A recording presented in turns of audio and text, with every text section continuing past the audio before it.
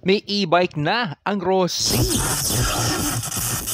Rosie EVI 1. Pag-usapan natin ang pros at cons ng e-bike na to. Tara!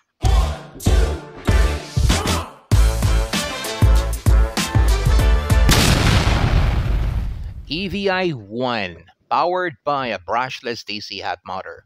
Ang motor power nito, 500 watts. Tapos ang battery type na ginamit nila, lead-acid battery. Ang battery capacity, 48 volts, 20 amp hour. Nasabi nila will last between 3 to 5 years if used properly. O sige, pag-usapan natin ang maganda sa e-bike na to. Una, malakas na 500 watt motor. Sapat para sa pang-araw-araw na biyahe sa syudad at light uphill climbs. Pangalawa, 50-kilometer range per charge. Ideal para sa mga short to medium commutes nang hindi agad kailangan mag-charge. Matibay na bakal na rim. Mas matibay sa lubak-lubak na kalsada kumpara sa alloy. Simpleng design, madaling gamitin kahit sa mga baguhan sa e-bikes. Seat height is only at 710 millimeters, mababa at comfortable kahit na sa mga riders na hindi naman masyado kataasan. Nice! Pero ano naman yun ang medyo di okay sa e-bike na to? Una, lead-acid battery ang ginamit nila. Mas mabigat at mas maiksi ang lifespan kumpara sa lithium-ion. Pangalawa, mabigat nga ang battery na to at 24 kg, dagdag effort na kapag kailangang buhatin o i-charge sa taas. Pangatlo, drum brakes. Medyo okay naman pero mas okay pa rin kung naka-disc brake. Max speed, 40 plus lang, baka mabitin ang masanay sa mas mabilis na motor o e-bike. Charging time, medyo mataas at 6 hours plus. Kaso kung nagmamadali ka, medyo hindi okay to. Usapang benefits naman tayo. Mga stuff na makukuha mo kung ito ang choice mo. Una, mura sa kuryente, tipid sa gasolina. Perpekto para sa mga gustong magbawas ng gastos sa pamasahe. Tahimik at walang usok.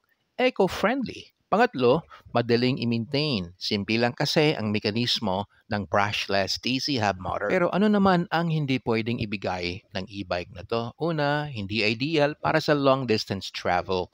50 km lang kasi ang kaya nito per charge. Hindi pang highway dahil sa high speed limit nito. Hindi pang heavy cargo dahil sa limitadong torque at kahit malakas ang wattage. Sino-sino kaya ang possible market ng Rosie sa e-bike na to? Una, mga estudyante o empleyado na may fixed na ruta papasok at pauwi.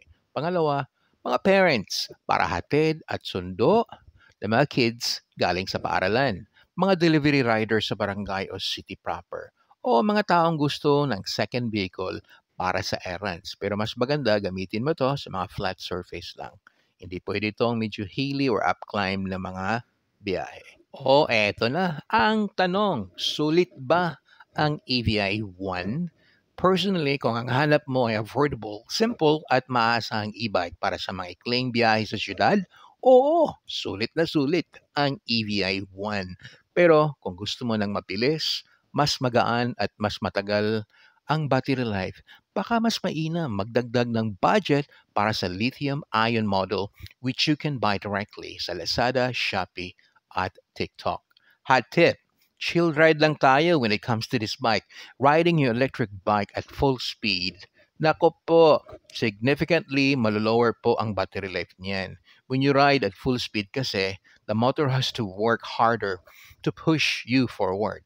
Kaya mas maganda, chill ride ka lang and enjoy the ride. Dito lang muna tayo. Kung bet mo na, puntahan mo lang ang Rosie nearest to your area. Ingat po lahat. Bye!